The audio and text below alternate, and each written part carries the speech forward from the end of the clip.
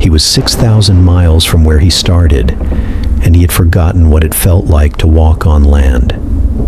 Jose Salvador Alvarenga sat hunched in the bow of his 23-foot fiberglass skiff, staring at a horizon that hadn't changed in over a year. His hair hung in matted ropes of salt and grease, bleached nearly white by the unrelenting sun. His skin, once brown, had turned to leather burnt black and peeling, stretched tight over bones that jutted like driftwood. He was not a man. He was a ghost.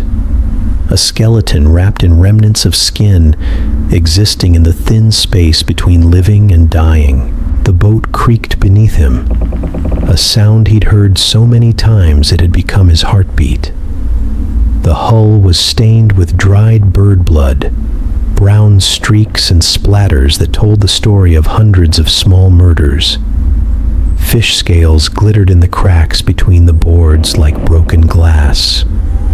The styrofoam icebox, once white, now yellowed and cracked, sat overturned in the center, his only shelter from the white-hot sun that turned the ocean into a sheet of molten silver. The smell was unbearable even to him now. Rotting salt, decomposing fish guts, the sour, sweet stench of his own body breaking down. But worst was the silence. The deep, infinite silence of the Pacific Ocean, interrupted only by the slap of waves against the hull and the occasional shriek of a bird overhead, a bird he would catch, kill, and consume raw before the sun set. He had counted 15 lunar cycles, 15 moons. He tracked time not by days, but by the slow crawl of the moon across the sky, waxing and waning, his only clock in the vast emptiness. He spoke to no one. There was no one to speak to. Ezekiel had been gone for 10 months. November 17th, 2012. Costa Azul, near Pijijiapan, Chiapas, Mexico. The sun rose over the bustling fishing village like any other day. Men hauled in nets thick with the night's catch. Children ran barefoot through the sand.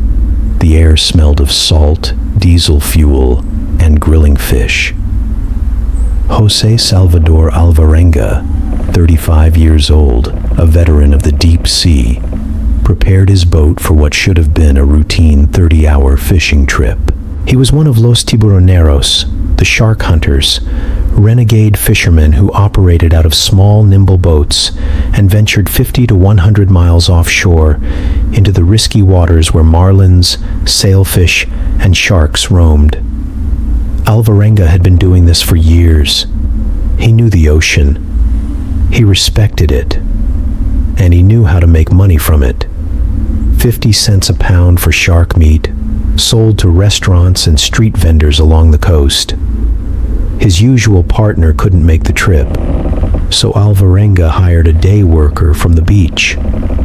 Ezekiel Cordoba was 22 years old, inexperienced, just looking to earn $50 for the day. He had little seafaring experience, but Alvarenga needed someone to help haul in the catch. The young man seemed eager enough. They loaded the 7-meter skiff, a topless fiberglass vessel with a single outboard motor and a refrigerator-sized icebox for storing fish. No sails, no oars, just the motor and their skill. The sky was clear when they left, but Alvarenga had heard storm warnings on the radio. He wasn't worried. He'd weathered storms before. They all had. But this time was different. By late afternoon, the sky turned a bruised purple. The clouds rolled in like a living thing, swallowing the sun. The wind picked up, howling across the water. Then came the rain, sheets of it, blinding and cold. For 7 days, the storm battered their boat. 10-foot waves crashed over the bow. The motor sputtered, flooded, and died. The two-way radio went dead. Most of their fishing gear washed overboard. Alvarenga managed to radio his boss before the battery died. "We need help. The engine's out." The search party looked for 2 days but found nothing. Visibility was too poor. They gave up. When the storm finally ended, Alvarenga looked around. They were surrounded by nothing but open ocean. They had drifted far from the coast of Mexico, too far. They had no engine, no radio, no navigation equipment, no anchor, no running lights. They had caught nearly 100 pounds of fish during the trip, but they dumped it all overboard to keep the boat maneuverable in the storm. They were adrift. At first, it felt like an emergency. They believed rescue was coming. They just had to survive until someone found them. But days turned into weeks. With no food and no fresh water, their bodies began to break down. Alvarenga's throat felt like sandpaper. His tongue swelled so large he couldn't speak. Ezekiel lay curled in the icebox, shivering despite the heat, his eyes sunken and glazed. Then they learned to hunt. Alvarenga had been fishing since childhood in El Salvador. He knew how to catch fish with his bare hands, a skill he'd learned as a boy, sticking his fingers into the water and waiting for the fish to skim past before snatching them with lightning speed. But a few small fish weren't enough. They needed more. Sea turtles appeared near the boat. Green sea turtles, hundreds of pounds of meat and blood. Alvarenga would lean over the side, wait for one to surface, then grab it by the flippers and haul it aboard. The turtle would thrash and snap, but Alvarenga was stronger. He would flip it on its back, cut its throat with a knife he'd salvaged, and collect the blood in empty water bottles they found floating in the ocean. They drank the blood, glass after glass of it, warm, thick, metallic. It kept them alive. The blood was rich in protein and nutrients, and it gave them energy. Then they would cook the meat over matches they had, until the matches ran out. After that, everything was eaten raw. When they drifted farther from shore, the turtles disappeared. But the birds came. Seabirds began to land on the boat. Boobies, frigate birds, gulls, using the fiberglass hull as a resting place in the vast ocean. Alvarenga took a stick and laid it across the boat. The birds would perch on it, cautious at first, then relaxed after 5 minutes. That's when he struck. He would lie very still beneath the stick, then swing his arm up, grab the bird by the leg, and yank it down.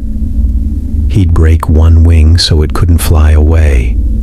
Soon he had 20 or 30 injured birds on the boat, a living pantry. They ate 6 to 9 birds a day. Alvarenga ripped them apart like raw chicken, drinking the blood first, then eating the organs and meat. Ezekiel watched in horror at first, but hunger eventually won. Small sharks followed the boat, drawn by the blood. If they were less than 3 feet long, Alvarenga would wait until they swam close, then grab them by the back fin and haul them aboard. The shark liver was the prize, oily, rich, full of vitamins. They ate it raw, the fat slicking their lips and chins. But it wasn't enough for Ezekiel. The young man couldn't handle it. He couldn't stomach the raw meat. His body rebelled. He vomited constantly. He grew weaker. He stopped eating. Around 4 months into the voyage, Ezekiel gave up. He refused food. He refused water. He lay in the icebox, staring at nothing, waiting to die. Alvarenga tried to force him to eat, tried to encourage him, but Ezekiel had lost hope. One night, Ezekiel simply stopped breathing. Alvarenga kept the body for 6 days. He couldn't accept it. He talked to Ezekiel's corpse, apologized, begged him to wake up. Before he died, Ezekiel had made Alvarenga promise not to eat him. Alvarenga kept that promise. On the 6th day, He wrapped the body and slipped it into the ocean, watching it disappear into the blue. He was alone. Jose was now the only living soul in a 1,000-mile radius. Alvarenga spent the next 10 months in a state between sanity and madness. Every day was the same. Wake to the sun, catch birds, drink blood, sleep in the icebox, count the moon, repeat. He developed routines to stay alive and sane. He would set the birds on the stick, wait, grab, kill. He collected rainwater in the 72 small plastic bottles and a 55-gallon oil drum he'd found floating in the ocean.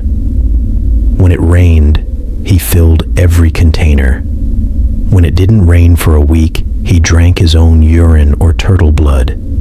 His tongue would swell again, his lips would crack and bleed, and he would hallucinate. Visions of his mother, of food, of cold water. He talked to the birds before he killed them. He apologized. He thanked them. The sun was his greatest enemy. The white suns. Days when the heat was so intense that his skin peeled away in sheets, revealing raw, bleeding flesh beneath. He would crawl into the icebox, hunched over, his vertebrae slipping from the constant cramped position. His body was breaking down. His muscles atrophied, his joints locked. Then came the storms. Pacific storms that turned the ocean into a churning hell. Waves 15 feet high would crash over the boat, flooding it with water. Alvarenga would spend 10 hours bailing water with the bucket, his hands blistered and bleeding, just to keep from sinking. The boat would tilt at terrifying angles. He would cling to the sides, praying it wouldn't capsize. And then there were the ships. He saw them on the horizon, massive container ships, Lego-sized in the distance. He would grab a mirror, signal with the reflection of the sun. He would tie a shirt to the stick and light it on fire. He would scream until his throat bled, waving his arms frantically. One ship came close enough that he could see the crew. They waved back, then they kept going. That moment crushed him. He lost faith in humanity. He wondered if he would ever be saved, or if God had simply forgotten him. January 30th, 2014. Day 438. Alvarenga saw mountains. At first, he thought it was another hallucination. He'd seen land before, mirages that dissolved into ocean. But this time, the mountains didn't disappear. They grew larger. Trees, rocks, land. He was so weak he could barely move, but adrenaline surged through his body. He dove into the water and swam toward shore, his muscles screaming. His boat hit the reef first, scraping against the coral. Then his hands touched sand. He felt the waves, the shore, the solid earth beneath him. He collapsed on the beach, weeping and fainted. He had washed ashore on Ebon Atoll, a remote corner of the Marshall Islands, a tiny speck of land 6,700 miles from Mexico. When he woke, 2 locals were staring at him. He tried to speak, but no one understood Spanish. They communicated with hand gestures and pictures. They gave him water, but his body immediately began to bloat. He hadn't drunk fresh water in over a year. They called the mayor's office, and Alvarenga was transported to the Marshall Islands' biggest hospital. The images of the wild man spread around the world. His hair was long and tangled. His beard hung to his chest. He couldn't walk. His legs had forgotten how. He was diagnosed with anemia, dehydration, and severe psychological trauma. Doctors found slipped vertebrae from months spent hunched in the icebox. But he was alive. Skeptics immediately questioned his story. How could anyone survive 438 days at sea? He looked too healthy, some said. But the University of Hawaii and independent oceanographers confirmed his account.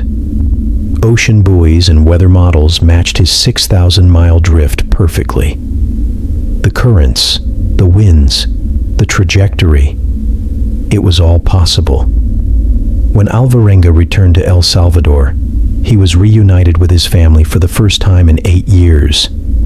His daughter, whom he'd left as a child, was now a young woman. He suffered from panic attacks, a fear of water, and trouble sleeping. He'd survived the ocean, but the ocean had never left him. In 2015, journalist Jonathan Franklin published 438 Days, an extraordinary true story of survival at sea, based on exclusive interviews with Alvarenga. Shortly after, the family of Ezequiel Cordoba sued him for $1 million, accusing him of cannibalism, despite Alvarenga's promise and the lack of any evidence. The lawsuit was an attempt to claim the book's royalties, which had been minimal. Jose Salvador Alvarenga had survived the longest known ordeal at sea in human history. He crossed the entire Pacific Ocean in a 23-foot boat, with no engine, no sails, and no hope of rescue. He did it with ingenuity, resourcefulness, and an unbreakable will to live.